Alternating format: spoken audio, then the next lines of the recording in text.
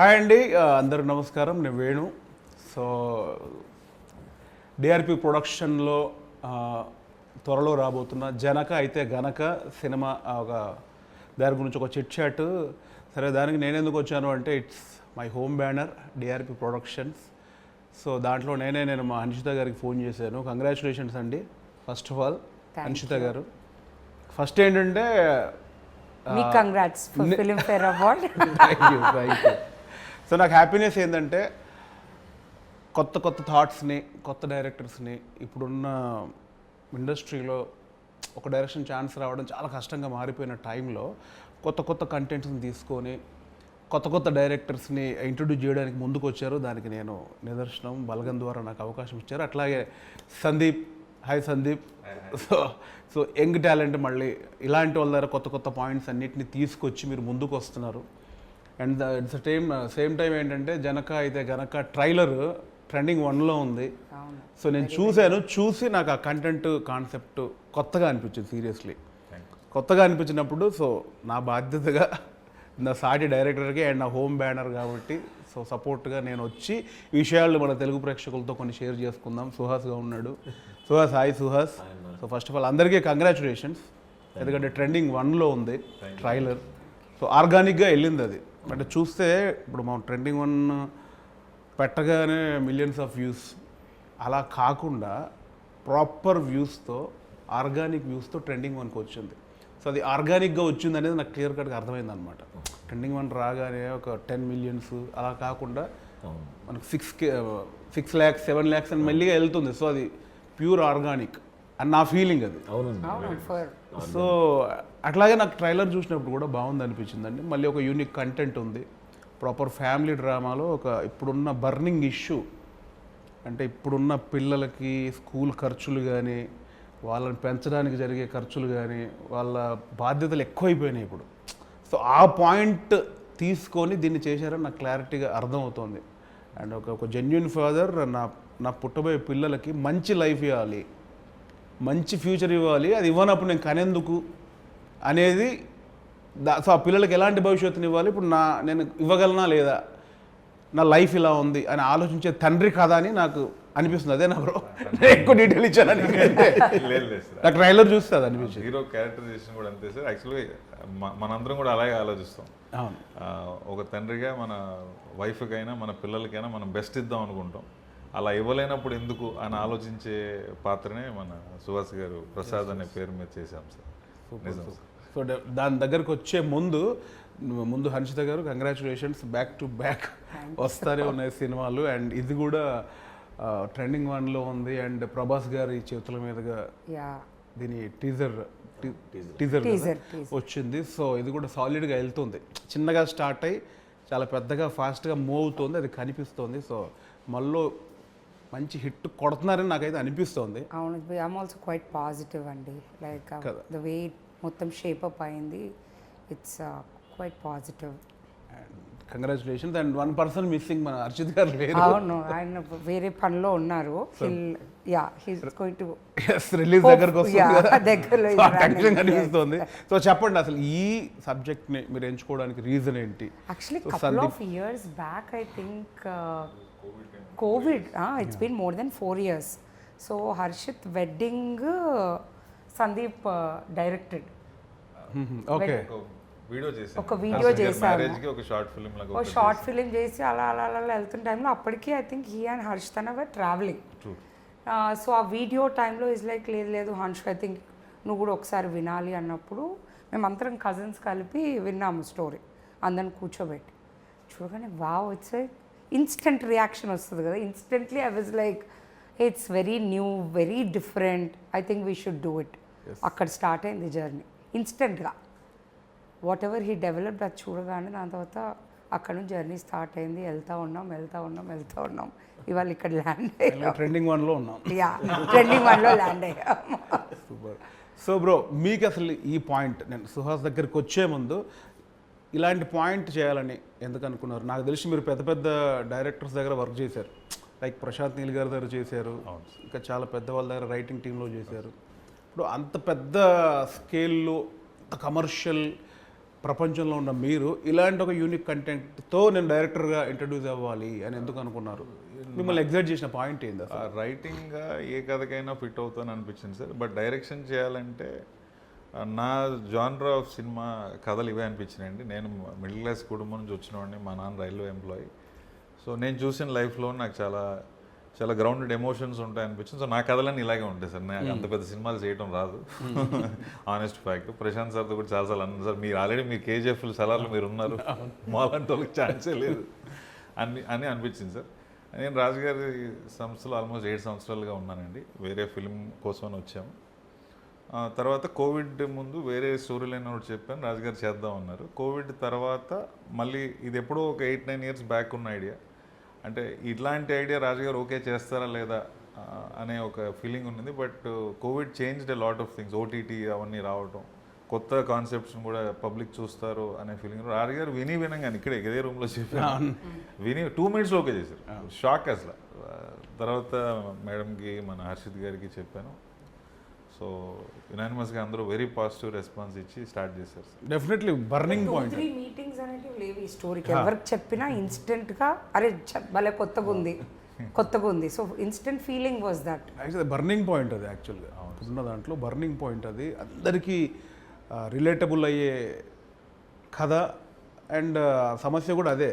So darling చెప్పు Suhas, first of all congratulations darling. Thanks అన్న. So నాకు సుహాసం చూస్తే ఏంటంటే మా ఫ్యామిలీ, మా కామెడీ ఫ్యామిలీ కదా, దాంట్లోంచి స్టెప్ బై స్టెప్ తను కష్టపడుతూ వస్తున్నాడు డార్లింగ్. కంగ్రాచులేషన్. థ్యాంక్స్ అన్న. ఇంకా చాలా ముందుకు వెళ్ళాలి మనస్ఫూర్తిగా కోరుకుంటున్నాను. థ్యాంక్ యూ అన్న. సో ఇప్పుడు సుహాస్ సినిమాలంటే వచ్చే ఆడియన్కి ఒక ఇది ఉంది, మావాడు ఏదో కొత్త పాయింట్ చెప్తాడు. అంటే ప్రీవియస్ సినిమాలు కానీ ఇప్పుడు ఈ ఎంచుకున్న కథ కానీ మాకు కనిపిస్తుంది. ప్రతి దాంట్లో కొత్త పాయింట్ ఉంటే సుహాస్ సినిమాకి వెళ్ళాలంటే సంథింగ్ ఏదో పాయింట్ మీద మాట్లాడతాడు అనేది ఆడియన్కి ఒక క్లారిటీ ఉంది. సో దీంట్లో నేను ఎగ్జైట్ చేసిన పాయింట్ ఏంటి, అసలు ఎందుకు చేయాలనిపించింది కదా?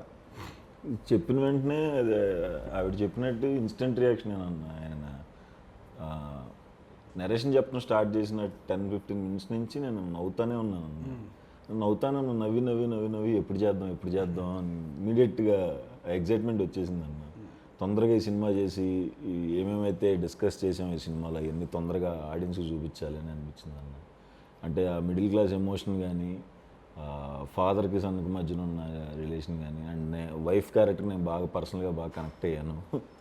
చాలా మంచి సీన్స్ ఉంటాయి నాకు వైఫ్కి, సంకీర్తన తనతో. అండ్ కోర్ట్ ఎపిసోడ్ చాలా హిలేరియస్గా ఉంటుంది అన్న. Rajendra Prasad sir court episode ఆ ఇష్యూ సీరియస్గా ఉండదు. అంటే దీనిలో ఒక ట్రైలర్లో నాకు అబ్జర్వ్ చేసిందంటే ఒక థింగ్ మీద, ఏదైతే కండోమ్ మీద కేసు వేయొచ్చు అనే ఒక పాయింట్ నాకు కనిపించింది. అదేనా? అవును సార్. దాని మీద డిస్కస్ జరుగుతుంది. అది సీరియస్గా ఉండబోతుందా, కామెడీగా ఉండబోతుందా? రిలవెంట్గా ఉంటుందని చెప్పచ్చు సార్. వెరీ హిలేరియస్గానే చెప్తూ ఈ ఇష్యూకు సంబంధించిన ఎన్ని ఎమోషన్స్ తగిలితే ప్రతి ఎమోషన్ టచ్ అవుతుందండి. ఫ్యామిలీ అందరూ కలిసి కూర్చొని చూడాల్సిన మూమెంట్స్ ఉంటాయి. అందరూ కలిసి నిజంగానే చూడాలి. మన పేరెంట్స్ జనరేషన్కి ఉన్న మైండ్ సెట్ ఏంటి, మనం ఉన్న మైండ్ సెట్ ఏంటి, నెక్స్ట్ జనరేషన్ కూడా ఖచ్చితంగా చూసి ఎంజాయ్ చేస్తారు అనుకుంటున్నాను. అవును, డెఫినెట్. అంటే నేను బాగా రిలేట్ ఎందుకంటే నాకు 2 పిల్లలు. మొన్న పాప నాకు ఇప్పటి నుంచే భయం వేస్తుంది. అంటే ఇప్పుడున్న ఈ స్కూల్స్, ఈ గోల, ఈ ఖర్చులు, ఈ మెడికల్ థింగ్స్, ఇవన్నిటిని చూసి ఏంటి అసలు ఇప్పుడు ఆ బయట ఉన్న పొల్యూషన్కి వీటన్నిటి నుంచి కాపాడి వీళ్ళకి బెస్ట్ లైఫ్ మా టైంలో ఏదో జరిగిపోయింది, ఇప్పుడు వీళ్ళకి ఎట్లా ఇవ్వగలం అనేది డెఫినెట్లీ ప్రతి ఇప్పుడున్న మిడిల్ క్లాస్ ఇంటి సమస్య అండి. మిడిల్ క్లాస్ ప్రతి ఇంటి సమస్య పిల్లలకి ఏంటి ఫ్యూచర్ని ఇవ్వాలని. సో ఇందులో ఇంకోటి ఏంటంటే ఇప్పుడు ఒక మంచి ఇష్యూ మీద వెళ్తోంది. చాలా మిడిల్ క్లాస్లో ఉండే ఒక బామ్మ, తండ్రి కొడుకుల మధ్యలో ఉండే గొడవ, కొడుకుని వెనకేసుకొచ్చే తల్లి, ఆ చిన్న ఇళ్ళల్లో మిడిల్ క్లాస్ హస్బెండ్ భార్యకు మధ్యలో ఉన్న రొమాన్స్, ఇవన్నీ ఎట్లా డిజైన్ చేశారు మీరు? అంటే మీకు లైఫ్ ఎక్స్పీరియన్స్లో ఉన్నాయా, లేక అంటే ప్యూర్గా కనిపిస్తుంది ఒక బామ్మ ఒక నాన్న వాళ్ళిద్దరి మధ్యలో టామ్ అండ్ జెర్రీ గొడవలు? మనం చూసినవే సార్. మనకి అందరికీ మనం అందరం కామన్ సమ్మర్ వెకేషన్కి అంటే నాయనమ్మ ఇంటికో అమ్మమ్మ ఇంటికి వెళ్ళేవాళ్ళం. అక్కడ అందరం కజిన్స్ కలిసేది, నాయనమ్మని ఆటపట్టించేది, బాబాయిల దగ్గర మామయ్య దగ్గర దెబ్బలు తినేది. సో ఈ ఎమోషన్సే అన్నీ చూస్తున్నాం కాబట్టి మోస్ట్లీ అదే రాశాను. కొత్తగా క్రియేట్ చేసింది అయితే నేను అనుకోను సార్. మనం చూసినవే మన పక్కింట్లో జరుగుతున్నట్టుగానే డీల్ చేశాను సార్. సో ఎట్లా ఎంజాయ్ చేశారంటే కాస్టింగ్ అయితే చాలా చాలా బాగుంది. ఫస్ట్ ఆఫ్ ఆల్ గోకరాజ్ గారు ఫాదర్గా ఆ కెమిస్ట్రీ భలే వర్కౌట్ అయిందని కనిపిస్తోంది. బామ్మ ట్రాక్ సాలిడ్గా కనిపిస్తోంది. అండ్ కిషోర్ వెన్నెల కిషోర్ సాలిడ్గా టైమింగ్ తెలిసిపోతుంది. ఎట్లా ఎంజాయ్ చేశారు మీరు అసలు? అంటే ఇప్పుడు అదే ఫస్ట్ డైరెక్టర్గా ఇప్పుడు కిషోర్ ఉన్నాడు, చాలా పెద్ద సూపర్ స్టార్ యాక్టర్ ఆయన. గోకరాజ్ గారు పెద్ద యాక్టరు, రాజేంద్ర ప్రసాద్ గారు, మురళీ శర్మ గారు, ప్రభాస్ సింగ్ గారు, వెన్నెల కిషోర్ గారు, వీళ్ళందరూ ఎట్లా డీల్ చేసావు బ్రో? అదే డెబ్యూ డైరెక్టర్గా పెద్ద పెద్ద నాకు అది డౌట్ అండి. ఫస్ట్ అసలు దానికంటే ఒక్క స్టెప్ ముందు వెళ్తే నేను ఏ క్యారెక్టర్కి ఏ యాక్టర్ కావాలనుకున్నానో మా ప్రొడ్యూసర్స్ మన హర్షిత గారు, హర్షిత్ గారు కానీ మా రాజు గారు కానీ ఎవరు కావాలంటే వాళ్ళని ఇచ్చారండి. పలానా వాళ్ళు కావాలి అంటే ఇంక డిస్కషన్ లేదు, వాళ్ళనే ఇచ్చారు. తర్వాత నాకేంటంటే ఏదో ఫిల్మ్ఫేర్ ఈవెంట్కి వెళ్తే పెద్ద పెద్ద స్టార్స్తో మనం కూర్చొని చూస్తాం కదా, అంతే సార్ నా ఎక్స్పీరియన్స్, అందుకంటే ఏం లేదు. రాజేంద్ర ప్రసాద్ గారు ఇంకా నాకు చాలా ఫేవరెట్ యాక్టర్ ఆయన. నేను చాలా తక్కువ సినిమాలు చూసినా ఆయన సినిమాలు ఎక్కువ, జంధ్యాల గారి కాంబినేషన్ చూశాను. సో ఆయన ఏంటంటే ఒక బుక్ లాగా, నీకు పలానా ఎక్స్ప్రెషన్ కావాలా ఈ పేపర్లో తీసుకో, ఇది కావాలా ఇది పేపర్లో తీసుకో, ఆ టైపు. కిషోర్ గారు అయితే మనం ఒక సీన్ను ఇది అని చెప్తే దాన్ని ఇంప్రూవైజ్ చేసి ఇంకా బెటర్ చేసేవారు. కిషోర్ గారు ప్రభాస్ సింగ్ గారి కాంబినేషన్ అయితే అవుట్ స్టాండింగ్గా వర్కౌట్ అయింది, అవుతుంది అని నమ్ముతున్నాను సార్. మురళీ శర్మ గారు ప్రెసెన్స్ ఎక్స్ట్రాడినరీగా వచ్చింది. నాకైతే ప్రతి ఆర్టిస్ట్ ప్రతి టెక్నీషియన్. నాకు కూడా స్టార్టింగ్లో సినిమా స్టార్ట్ అయిన పాయింట్ తెలుసు, నేను అడిగే ఏదైనా ఉంటే చూడడానికి దాకా నాకు ఎందుకే లేదు అంటే వాళ్ళు నేను ఫిట్ అవ్వనా చేయలేనా లేదు సార్, ఒకే కంపౌండ్లో ఉండి మనం అంతకో నువ్వు కూడా ఇవ్వకపోతే ఎందుకు అది చెప్పండి. లేదు సార్, మిమ్మల్ని డైరెక్టర్ లాగే వద్దు అలా చూడొద్దు. నాలో నటుడు ఉన్నాడు, అడిగారండి, చెప్పారు యాక్టర్ ఉన్నాడు, అలా వేయొద్దు దానికే దీనికి. నేను బలగన్ సినిమా చూసాక యాక్చువల్గా మనకి కన్నీళ్ళు ఉంటే చాలా తర్వాత తెలిసిందండి, బలగన్ నుంచి తెలిసింది. మీరు లాస్ట్ 20 minutes అసలు అది చూసిన తర్వాత నిజంగా నేను ఇంత డైరెక్టర్ అంత రెస్పెక్ట్ ఆ పొజిషన్కి వెళ్ళిపోయింది సార్. అది ఉంచుకొని ఈ యాంగిల్ కూడా ఓపెన్ చేయండి. I'm lucky sir. దానికి చెప్పు సుహాస్, ఇప్పుడు రాజేంద్ర ప్రసాద్ గారు ఉన్నారు, కిషోర్ గారు ఉన్నారు, ప్రభాస్ సీనన్ ఉన్నాడు. ప్యూర్గా ఒక middle class wife and husband, ఆ చాటు రొమాన్స్లు చాలా అద్భుతంగా అది ఆ కెమిస్ట్రీ నాకు కనిపిస్తుంది ట్రైలర్లో. ఎట్లా ఉంది మీకు వీళ్ళందరితో వర్క్ చేయడం అండ్ సంగీత గారితో చేయడం? ఫస్ట్ తను మలయాళం అమ్మాయి అని చెప్పారన్న. ఇప్పుడు నాకు ఫస్ట్ వచ్చిన భయం ఏంటంటే ఇప్పుడు ప్రాంప్ట్లు అంటారు, మనం ఎలా చేస్తాం అదో గోల ఉంటుందేమో అని అనుకున్నాను. బట్ ఆవిడ ముందు నుంచే వర్క్షాప్స్కి వచ్చి కూర్చుని ప్రతి డైలాగ్ ఆవిడ నేర్చుకుని తను ప్రతి షార్ట్ సింగిల్ టేక్లోనే చేసింది. డైలాగ్ ఎక్కడ రోల్ అవ్వకుండా కరెక్ట్ తెలుగు మాట్లాడితే చేసిందన్న. అది సూపర్ హ్యాపీ అండ్ చాలా బాగా చేసిందన్న అమ్మాయి. సినిమా తర్వాత అందరికీ నచ్చేస్తుంది. And Rajendra Prasad sir obviously నాకు చాలా ఫేవరెట్ అన్న. ఆయన సినిమా అంటే అంటే నా ఫేవరెట్ సినిమాల్లో నచ్చిన డైలాగులన్నీ వెళ్ళి అడిగేస్తూ ఉండండి అనమాట. సరే ఈ డైలాగ్ భలే ఉంటుంది కదా, ఆ టైంలో సెట్లు ఎలాగ ఉండేది, ఉన్న క్వశ్చన్లన్నీ కక్కేసేవాడిని. నెక్స్ట్ లెవెల్ ఎక్స్పీరియన్స్ అన్న. అండ్ కిషోర్ అన్న అండ్ ప్రభాస్ సీన్ అన్నదైతే వాళ్ళిద్దరు సెట్లో ఉన్నప్పుడు అన్న అసలు ఇంకా నవ్వుతూనే ఉంటాం, పొట్టబట్టుకుని అన్న ప్లీజ్ అన్న ఆపండి అన్న అనేదాకా. వాళ్ళిద్దరు ట్రాక్ అంటే సినిమాలోనూ అలాగే ఉంటుంది, ఆఫ్లైన్ కూడా అంతే నవ్వించారన్న. చాలా మంచి ఎక్స్పీరియన్స్ అన్న. బేసిక్గా అది మిస్ అవుతున్నాను తెలుసు. అంటే రెగ్యులర్ షూటింగ్ అంతకుముందు వెళ్ళేటప్పుడు స్పాట్లో కూర్చొని 4 కమెడియన్లు ఆ జోకులు వేసుకొని ఏదో ట్రాక్ పెట్టుకొని లీరియస్గా నవ్వే ఒక ఎక్స్పీరియన్స్ ఉంది చూసావా? ఈ రూమ్ 4 గోడల మధ్యలో ఉండేవాని గుర్తొస్తే ఒక బాధ. అప్పుడు కలిసినప్పుడు కూడా మిస్ అయిపోతున్నా నాకు సడన్గా. వాళ్ళందరితో కూర్చొని అవుట్డోర్ 10 రోజులు వెళ్ళి అట్లా ఉంది. ఏం లేకుండా 4 గోడల మధ్యలో ఉండి ల్యాప్టాప్ ముందు పెట్టుకొని ఈ డిస్కషన్లతో ఇట్లా వచ్చేసి ఒక ఇంటర్వ్యూలో చెప్పారు, మనం ఆర్టిస్ట్కి వెళ్తే ఏ వాటర్ తీసుకో ఏ షార్ట్ తర్వాత తీసుకో, డైరెక్టర్ అయ్యాక నాకు అర్థమవుతుంది సీరియస్గా. సో అంశద్ గారు మీరు చెప్పండి, ఇప్పుడు తను లైన్ చెప్పగానే ఒక 2 minutesలోనే మీకు అనిపించింది దీంట్లో ఏదో ఉందని. సో ఆ పేపర్ మీద పెట్టిన ఆ నరేషన్లో ఉన్నది మీకు స్క్రీన్ మీద ఇప్పుడు చూస్తున్నారు. సో ఎప్పుడు కాన్ఫిడెంట్ వచ్చింది? తను కథ చెప్పాడు, బట్ ఇతను తీయగలడా లేదా, అది చెప్పింది ఎగ్జిక్యూట్ చేయగలడా లేదా అని మీకు ఎప్పుడు అనిపించింది? అంటే ఒక షెడ్యూల్ చూసిన తర్వాత అనిపించిందా, లేదా స్పాట్లో తన వర్కింగ్ స్టైల్ చూసినప్పుడు? No, like we were already proven. Writing side, he's extraordinary, and it's already proven thing. yeah, this is his first movie kabatti, almost like the way he was handling and almost starting lone I think he got catch of everything in the first schedule itself, I think. Yes వెళ్ళిపోవచ్చు హ్యాపీగా. Yeah. So first షెడ్యూల్లోనే మాయ చేశారు bro, ఇది మొత్తాన్ని lock చేశారు. అంటే కత్తోడే ఉంటుంది బట్ స్టెప్ బై స్టెప్ అంత ఉంటాయి కదా. టెక్నీషియన్స్ యా మా కెమెరామెన్ గారు సాయి శ్రీరామ్ గారు, నాకు ఆయన ముందు నుంచి ట్రావెల్ ఉంది. సో ఆయన డిఓపిగా రావటం, ఆర్ట్ డైరెక్టర్ రామ్ కుమార్ గారు రావటం, మన మ్యూజిక్కి విజయ్ బుల్గానిన్ గారు, మెయిన్ టెక్నీషియన్స్ నాకు పిల్లర్స్గా నిలబడ్డారు సార్. వాళ్ళ వల్లే సాయి శ్రీరామ్ గారి సెట్లో ఆర్ట్ డైరెక్టర్ సపోర్ట్ వల్లే 47 డేస్లో షూట్ సో చేసామండి. మ్యూజిక్లీ మనకి ఆ main technician, cameraman, editor, music director, art director వాళ్ళు మెయిన్ బేసిక్గా డైరెక్టర్కి వాళ్ళ ప్రొడక్షన్ నుంచి అది మనకు సాలిడ్గా వచ్చినప్పుడు ఇక మిగతా పనులు చేసుకోవడానికి మనం మైండ్ పెడతాం. ఇక్కడ ఆటోమేటిక్ స్ప్లిట్ అయిపోతుంది కాబట్టి the సో pressure. అది కూడా కంఫర్ట్ తనకి ఇచ్చారు కాబట్టి, అవును సార్, అనుకున్న టెక్నీషియన్కి ఇచ్చారు కాబట్టి మేబీ అంతే కదా bro. 100% sir. Young team, editor కూడా పవన్ కళ్యాణ్ కుర్రోడు సార్తో కలర్ ఫోటో నుంచి ఎడిటింగ్ చేస్తున్నాడు. సో వాళ్ళకి ఒక అండర్స్టాండింగ్ ఉంది. టెక్నీషియన్, యాక్టర్స్ నేనేం అడిగితే అది వచ్చినాయి సార్. ఆ విషయంలో వెరీ వెరీ లక్కీ. ప్రొడ్యూసర్స్గా, ప్రొడక్షన్ హౌస్గా వాళ్ళు మీరు అడిగిందాన్ని వాళ్ళు ఇచ్చారు. డెఫినెట్లీ వాళ్ళు అడిగింది కూడా 7th మీరు ఇస్తారని నాకు నమ్మకం. అంటే రెగ్యులర్ ఇంటర్వ్యూలో మామూలుగా అనేయచ్చు నాకు నమ్మకం ఉందని, బట్ ఇంకొక దానికి అడిషన్ నమ్మకం ఎందుకు కలిగిందంటే కంప్లీట్ ఒక డిస్ట్రిబ్యూషన్, ఓవర్సీస్ డిస్ట్రిబ్యూషన్ మొత్తం సుహాస్ తీసుకున్నాడని తెలిసిందే. సో అంటే అక్కడే అర్థమైపోతుంది సినిమా మీద ఎంత నమ్మకం ఉంటే తప్ప ఓవర్సీస్ మొత్తం డిస్ట్రిబ్యూషన్ తీసుకునే సాహసం చేయరు కదా బేసిక్గా. అవునండి.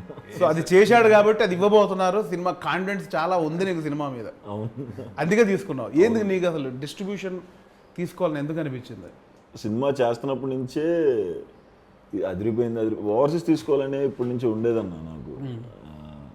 అయితే ఏ సినిమాకి తీసుకోవాలి అన్నది ఒక ఆలోచన ఉంది.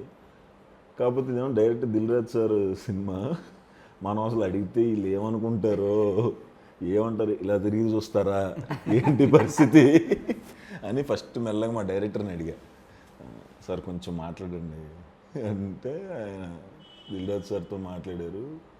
తర్వాత వెళ్ళి కలిసినప్పుడు ఇట్లా డిస్ట్రిబ్యూట్ చేస్తాను సార్ అన్న. ఓకే అన్నారు. అంత ఈజీగా అయిపోద్ది అనుకోండి నేను అనుకోలేదన్నా. ఓకే షూర్ కదా అన్న. షూర్ సార్ అని అలా వచ్చిందండి. చాలా హ్యాపీ. అది వస్తుందో రాదని భయపడ్డాను.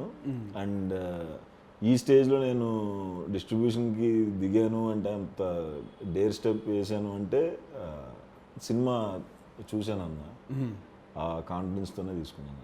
కాన్ఫిడెన్స్ లేకపోతే ఎట్లా తీసుకోవడం కష్టం కదా. సూపర్. అండ్ ఇప్పుడు టెక్నీషియన్స్కి వస్తే విజయ్ బుల్గాని గారు, ఆయన బేబీతో ఫెంటాస్టిక్ సాంగ్స్ ఇచ్చారు. అండ్ ఈ సినిమాలో కూడా ఒక సాంగ్ మిలియన్స్ దాటింది అనుకుంటున్నా, నాకు తెలిసి మిలియన్స్లో ఉంది ఒక సాంగ్. అది కూడా ఆ సాంగ్ కాన్సెప్ట్ కూడా వైఫ్స్ మీద ఎంతసేపు ఇది నన్ను టార్చర్ పెడుతుందనో, లేకపోతే బిఫోర్ మ్యారేజ్ లవ్లో ఉన్నప్పుడు ప్రేమించి ఇలాంటిది ఒకటి వచ్చింది. నా ఫేవరెట్ వైఫ్ అని ఒక సాంగ్ ఏదో ఉంది, బాగుంది, గమ్మత్తుగా అనిపించింది నాకు. ఇది నా ఫేవరెట్ వైఫ్ అని ఉంది. ఎందుకు అట్లాంటి ఒక డిఫరెంట్ థాట్ ఎందుకు? అంటే మీ వైఫ్ని మీరు, అంటే మీ పర్సనల్ ఏమన్నా ఉందా? 100% ఉంది సార్. నేను కాదు, నాకు అంటే ఫేవరెట్ వైఫ్ 5-6 ఆప్షన్లు ఉంటే one of this my favourite wife అంటాం కదా, ఉన్న ఒక్క వైఫ్ ఫేవరెట్ వైఫ్ అన్నారేంటి? అంటే పెళ్లి చూపులు 4-5 జరిగి ఒకరు సెలెక్ట్ చేసి ఉంటాం కదా సార్. ఆ యాంగిల్ వచ్చారా? లేదు నాకు ఇప్పుడు ఫేవరెట్ 4 ఛాన్సులు ఉంటే 1, 2, 3 థర్డ్ నా ఫేవరెట్ అన్నట్టు ఉంటుంది. ఒకటే వైఫ్ కదా, ఫేవరెట్ వైఫ్ ఎందుకు? అంటే 4-5 పెళ్లి కూతుర్లలో అలా ఏం లేదు సార్. ఎట్లా అసలు ఐడియా ఎట్లా వచ్చింది? ఒక చిన్న క్లారిటీ. నాకు నా వైఫ్ అంత సపోర్ట్ చేసింది సార్. నేను సాఫ్ట్వేర్ జాబ్ చేసి మానేసి సినిమాలకు వచ్చాను. సో న్యూస్ బీన్ ఆల్మోస్ట్ 10-12 ఏళ్ళు అవుతుంది ఈ స్టెప్ జరగక ముందు. సో మన ఆబ్వియస్గా అర్నింగ్ ఉండదు కదా రైటింగ్లో ఐడియల్గా ఉన్నప్పుడు. సో ఆ ట్రావెల్ అంతా కూడా కంప్లీట్గా బర్డన్ అన్నీ తీసుకుంది సార్. సో అంత సపోర్ట్ చేయకపోతే ఆబ్వియస్గా నేను ఇక్కడ సినిమా చేయడానికి వచ్చి ఉండేవాడిని కాదేమో. అందుకని మామూలుగా మనం నా ఫేవరెట్ హీరో అంటాం, నా favourite heroine, favourite producer, director అంటాం కదా, అట్లా నా ఫేవరెట్ నా పెళ్ళామని కూడా మనం అలగలగాలి కదా అనేసి ఆ థాట్ మాట్లాడుతుంటే కేకే గారు, మన లిరిసిస్ట్ కృష్ణకాంత్ గారు, జెర్సీ, మన అమ్మాడి అవని రాజు, హాయ్ నాన్న, సలార్, సో మనకి సింగిల్ కార్డ్ సార్. ఆయన ఇమీడియట్గా ఇట్లాంటి కాన్సెప్ట్ డెఫినెట్గా బాగుంటుంది అనేసి ఇంకా మిగతాదంతా ఆయన రాసి పెట్టారు సార్. విజయ్ బుల్గలన్ గారికి ఫస్ట్ ట్యూన్ వచ్చి రాగానే హుక్ లైన్ మీదే వచ్చింది సార్ ఫస్ట్, ఇంక ఇమీడియట్గా ఫిక్స్ అయిపోయింది. అలా థాట్ ప్రకారం మనకు ట్యూన్ కూడా సెట్ అవ్వాలి. అది విజయ్ గారు నాకు తెలిసి ఫెంటాస్టిక్ సాంగ్, చాలా చాలా బాగుంది అది. అంటే విన్నా కొద్దీ ఎక్కుతూ ఉంది ఆ సాంగ్. అట్లాగే యూట్యూబ్లో కూడా అట్లాగే పోతుంది, మిలియన్స్లో పోతుంది అది. అవును సార్. అంటే యూనిక్ సాంగ్, కొత్త కంటెంట్. సో బ్రో అంటే ఇప్పుడు ఇంకొకటి నాకు ఒక ఇంపార్టెంట్ పాయింట్, యాక్టర్స్ అందరూ వచ్చేసారు నాకు తెలిసి, పెద్ద అందరు యాక్టర్స్ ఉన్నారు. ఫస్ట్ మూవీకి అంత పెద్ద పెద్ద యాక్టర్స్తో వర్క్ చేసే అవకాశం వచ్చింది. అది నాకు స్క్రీన్ మీద కనిపిస్తుంది అదంతా. సో టీం అంతా కూడా ఎనర్జీగా కనిపిస్తుంది. సో నాకు ఒక పర్సనల్గా ఒక ఇష్యూ ఏంటంటే, ఇష్యూ కాదు, నాకు ఒక డౌట్ ఏంటంటే, ఇప్పుడు దీనిలోకి వచ్చాం కదా అన్ని మనం చిన్న ప్రతిదీ డౌట్గానే కనిపిస్తుంది.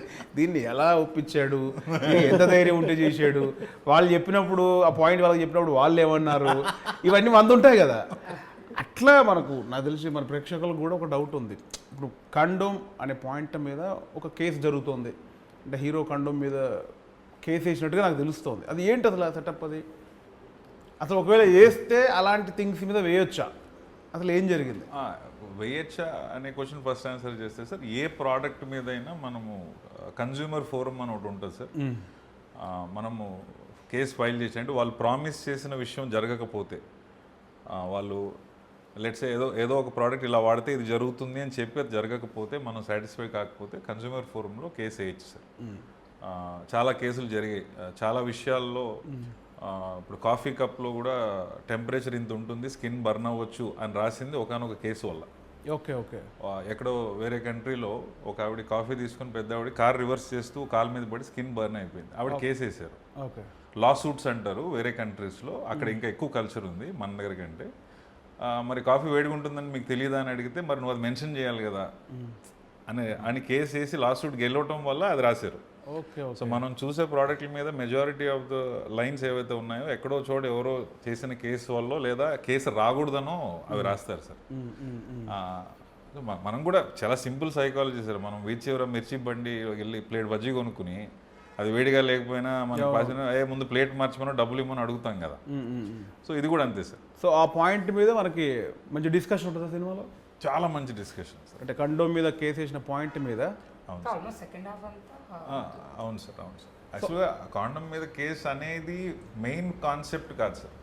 ఎందుకు వాడు కేసు దాకా వెళ్ళాడు, వాడుకున్న ఇష్యూ ఏంటి అనేది main cinema sir. Okay okay.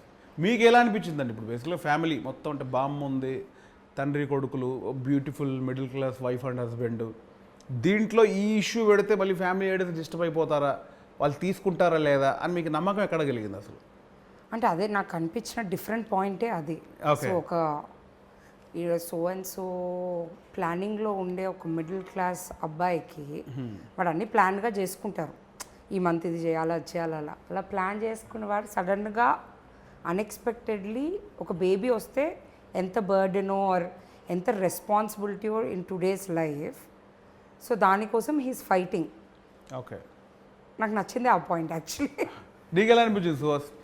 అంటే సెకండ్ హాఫ్లో మేజర్గా వచ్చేది అది, మేజర్ సెటప్ అవుతుంది కదా ఒక కండోమ్ మీద కేసు అనేది.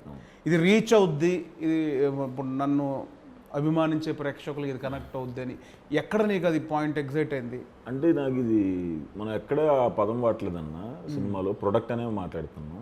What ever it is, product చూపిస్తే తెలిసిపోద్ది కదా. అదే అంటే ఆ పదం ఎక్కువసారి రాకుండా ప్రొడక్ట్ అని అనుకుంటా కొన్నిసార్లు వచ్చింది, కానీ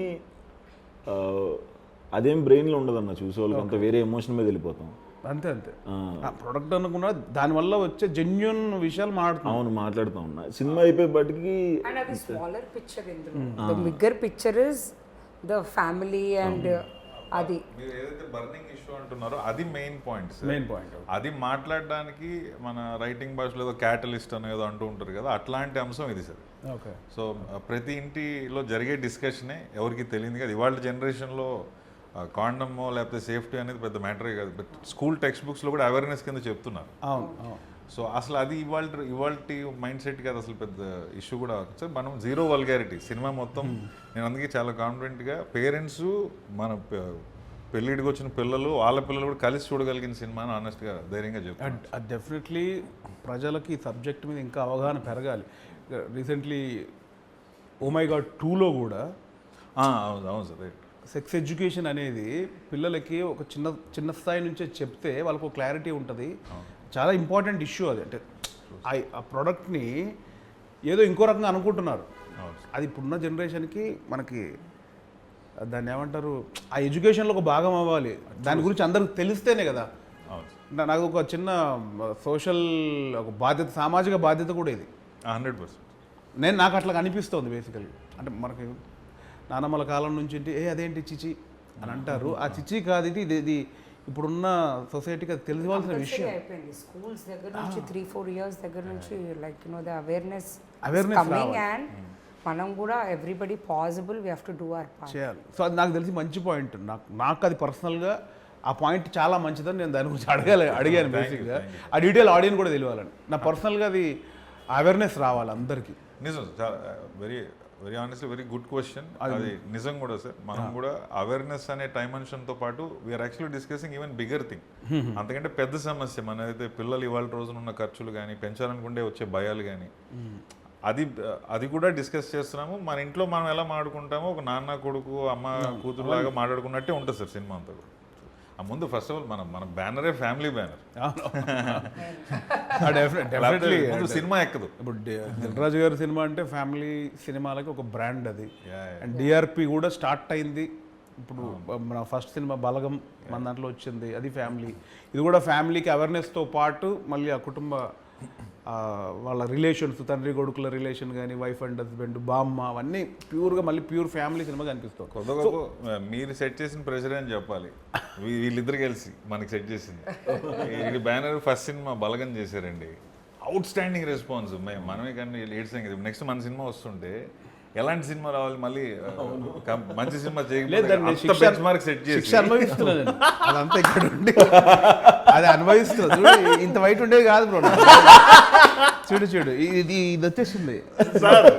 మా అన్నయ్యకి విగ్ ఉంటుంది, విగ్ లా ఉంటుంది. ఆయన 55 ఏళ్ళు. నాకు పోయింది, సగం విగ్ పోయింది. చిన్న ప్లాట్ ఓపెన్ అయింది, చిన్నది 50 యాడ్స్. ఆ ప్రెషర్ ఉంది, లేదు మాకు సార్. అంత మంచి సినిమా ఫస్ట్ బ్యానర్ నుంచి వచ్చాక అది ఎంత రెస్పాన్సిబిలిటీ యాడ్ చేస్తుంది. ముందు రాజు గారు అంటేనే ఒక బ్రాండ్.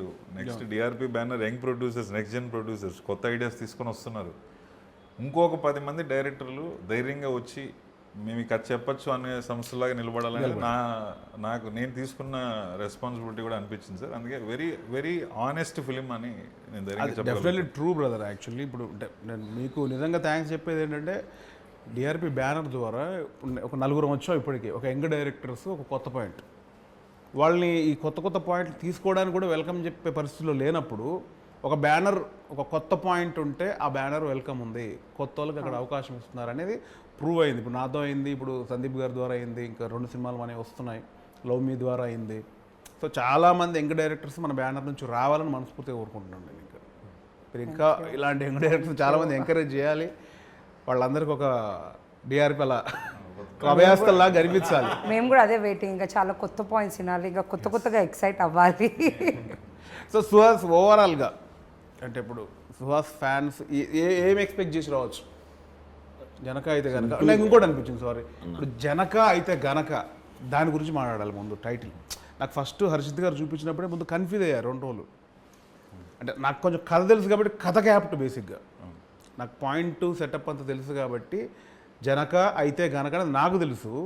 బట్ వినగానే కొంచెం జూలకటక చట్పట్లాగా ఉంది, అది విచిత్రంగా అనిపిస్తుంది. అంతే కదా, ఇప్పుడు ఉన్న జనరేషన్లో సింగిల్ వర్డ్స్ అన్నీ నడుస్తున్నాయి, సింగిల్ వర్డ్లు, ఇంగ్లీష్ వర్డ్లు. ఇందులో జనక అయితే కనుక సంస్కృతం ఏంటిది, ఇది ఎక్కుద్దా లేదా అనే ఎట్లా టైటిల్ని మీరు అంటే కథ కరెక్ట్ నాకు తెలిసి ఇప్పుడున్న ట్రెండ్కు విరుద్ధంగా ప్యూర్ తెలుగులో ఇలా ఎందుకు పెట్టాలనిపించింది అసలు? ప్రాబబ్లీ ఇందాక చెప్పిన రాజేంద్ర ప్రసాద్ గారు, జంధ్యాల గారి సినిమాలు ఇన్ఫ్లుయెన్స్ అని చెప్పాలి సార్. చూసిన కొద్ది సినిమాలు ఆల్వేస్ చూశాను సార్. సో ఇంక జంధ్యాల గారు అంటే నాకు రైటింగ్ సైడ్ దేవుడి కింద లెక్క. సో మంచి తెలుగు టైటిల్ అంటే బాగుంటుంది అనుకుని చాలా ఆప్షన్స్ ఆలోచించాం సార్. ఎంతో కొంత ఇంగ్లీష్ వర్డ్ వస్తూనే ఉంది. ఇది ఎక్కడో ర్యాండమ్గా తగిలింది సార్. బట్ మీరు అన్నది నిజమే, చాలా మందికి అర్థం కాలేదు జనక అయితే కనుక అదేంటి అని. జనక అంటే జనక మహారాజా అని అడిగారు. యాక్చువల్గా దానికి ఆనందపడ్డా, అట్లీస్ట్ జనక మహారాజ్ తెలుసు మీకు. అదే టైటిల్ కొంచెం ఆగితే అర్థమవుతుంది. ముందు ఏ సినిమా జనక అయితే ఏంది జనక అయితే గనక కొంచెం ఆగితే క్లారిటీ ఉంది, కానీ చెప్పగానే అది అనిపించింది అసలు. నీకు ఎట్లా అనిపించింది ఫస్ట్ ఇది అనుకుంటున్నాం అనగానే? నాకైతే హర్షిత్ గారు ఏంటంటే అది అన్నాను నేను. ఏంటి ఆ ఎక్స్ప్రెషన్ ఏంటి ఇది జనక అయితే గనక అనుకున్నప్పుడు? ఇమీడియట్గా అది భలే ఉందా అనిపించింది అన్న. జనక అయితే కనుక రైమింగ్ బాగుంది, మంచి తెలుగు పేరు. నాకైతే అంటే స్టోరీ తెలుసు కవర్ చేస్తున్నాడు సో మీరు చెప్పండి. ఫస్ట్ నాకు అర్థం కాలేదు సేమ్ ఇలా. ఇది జెన్యూన్. నాకు ఫస్ట్ అర్థం కాలేదు ఏంటి, same pause, okay, then process, తర్వాత వింటా ఉంటే టైటిల్ నచ్చింది. స్టార్టింగ్లో immediately I was like I don't understand అసలు దాని మీనింగ్ అర్థం కాలేదు. బట్ ఓవరాల్గా సినిమా చూసి బయటికి వచ్చిన ప్రేక్షకుడికి క్లారిటీ వస్తుంది ఏంటి జనక అయితే గనక అనేది. మా direction department reaction sir first night ఏదో మెసేజ్ పెట్టా, ఇది అనుకుంటున్నాను టైటిల్ అంటే బాగుందన్నా అని పెట్టారు ఫస్ట్. తర్వాత నిజంగా బాగుందన్న అన్నారు, అక్కడ డౌట్ వచ్చింది నిజంగా నొప్పిస్తారేనా ఇది ఎక్కుతుందా లేదో. బట్ మన హర్షిత గారు చెప్పినట్టు ఆనెస్ట్గా తెలుగు అంతగా అలవాటు లేని ఇవాళ జనరేషన్లో జనక అయితే కనుక అర్థం అవ్వడం కష్టం. కానీ ఒక తండ్రి అయితే ఏంటి, తండ్రి అయితే కనుక అనేది యాక్చువల్ సెన్స్. బట్ సినిమా మీరు అన్నట్టు సినిమా చూస్తే ఆ టైటిల్ ఎందుకు పెట్టాము అని ఇంకా బెటర్గా సాటిస్ఫై అవుతారేమో అని అనిపిస్తుంది. అదే నాకు కూడా అదే ఫీలింగ్. బట్ వినగానే నాకు వచ్చింది అయితే అది డెఫినెట్లీ లేదు. నాకు క్లారిటీగా తెలుగు మీద వచ్చిన పట్టున్నా కూడా నేను ఒక్కసారి అదేనా. సో ఓవరాల్గా ముగ్గురు జనక అయితే గనక నుంచి ప్రేక్షకులు ఏం ఎక్స్పెక్ట్ చేసి రావచ్చు? ఇదేంటి అసలు ఫ్యామిలీ సినిమానా, లేకపోతే ఒక సోషల్ అవేర్నెస్కి సంబంధించిన సినిమానా, లేకపోతే యూత్ఫుల్ ఫన్ ఉండే సినిమానా? I think I can call it a package. Okay, yeah, I think it's a package. Family where message, కొంచెం bit of awareness, plus this lot of comedy. That's what you can express from Suhas garu. I think it's a proper package, family entertainer. Suhas నువ్వేమంటావు? కంప్లీట్గా నవ్వుతారన్న. ఎట్లాంటి tensions ఉన్నా చక్కగా వచ్చారు 2 గంటలు నవ్వుకుని మధ్యలో అలా కళ్ళు చెమర్చి కొంచెం ఇలా రిలీజ్ అయ్యి క్లాప్స్ కొట్టి మళ్ళీ నవ్వి థియేటర్ నుంచి బయటకు వెళ్తారు. Super bro. మీది అదే డైరెక్టర్గా వెరీ వెరీ హ్యాపీగా నన్నైతే ఫ్యామిలీ ఈవెంట్ అని అనుకోవచ్చు. మనం ఎలాగో పెళ్ళిళ్ళకి పేరెంట్లకి ఫ్యామిలీలు అందరం కలిసి వెళ్తాము, అలా వెళ్ళే ఈవెంట్ అవుతుంది ఈ సినిమా. వచ్చిన వాళ్ళు వచ్చి వాళ్ళల్లో వాళ్ళు డిస్కస్ చేసుకుని నవ్వుకుంటారు, స్క్రీన్ మీద మాట్లాడే ఆర్టిస్ట్తోనూ మాట్లాడుకుని నవ్వుకుంటారు, ఎమోషన్స్ ఫీల్ అవుతారు. మన ఇంటి కదా, మీ కదా, మా కదా, మనందరి కదా అని అనిపిస్తుంది. వినాయక చవితి రోజున సినిమా రాబోతుందండి. చక్కగా పొద్దున పండగ పూజ కార్యక్రమం అంతా అయిపోయిన తర్వాత మా సినిమాకి కూడా వెళ్ళి మమ్మల్ని కూడా దీవించండి. Thanks. September 7th Vinayaka Chavithi స్పెషల్గా మా దిల్ రాజు ప్రొడక్షన్ నుంచి మీకు ఒక ఫ్యామిలీ ప్యాకేజ్ రాబోతుంది. మార్నింగ్ అందరూ పూజలు ఫినిష్ చేసుకొని మార్నింగ్ షో నుంచి మా మూవీకి వెళ్ళి మా అందరినీ కూడా బ్లెస్ చేయండి. సో వినాయక చవితి సందర్భంగా సెప్టెంబర్ 7th మా జనక అయితే కనుక సినిమా రిలీజ్ అవుతుంది. సో వినాయకుడి ఆశీస్సులు మన అందరి మీద ఉండాలని అలా కోరుకుంటాము, ప్రేక్షకుల ఆశీస్సులు మా మీద ఉండాలని కోరుకుంటూ మీరు థియేటర్లోనే చూస్తారని ఆశిస్తూ అందరినీ వెల్కమ్ చెప్తున్నాను. ప్లీజ్ వాచ్ జనక అయితే కనుక on September 7th in your nearest theatres. Thank you. So ఇదండి జనక అయితే గనక డిఆర్పి ప్రొడక్షన్ నుంచి నెక్స్ట్ మంత్ September 7th థియేటర్స్లోకి వస్తుంది. సో జనక అయితే కనుక కంప్లీట్ ఫ్యామిలీ ప్యాకేజ్ అంటున్నారు. సో ఫ్యామిలీ ప్యాకేజ్ ఇస్తారా లేదా? నాకైతే అంటే మా బ్యానర్ అని కాదు, నేను ఇంటర్వ్యూ చేయడానికి ముందుకు వచ్చానంటేనే నాకు దానిలో జెన్యున్గా ఒక పాయింట్ నచ్చింది. అవేర్నెస్ ఉంది, ప్యూర్ ఫ్యామిలీ డ్రామా ఉంది. సో నాకు నచ్చుతుంది అనిపిస్తుంది. సో డెఫినెట్లీ ప్రేక్షకులందరూ September 7th జనక అయితే కనుక థియేటర్లోకి వచ్చి చూసి కొత్త టీంని ఎంకరేజ్ చేస్తారని మనస్ఫూర్తిగా కోరుకుంటున్నాను. Thank you so much.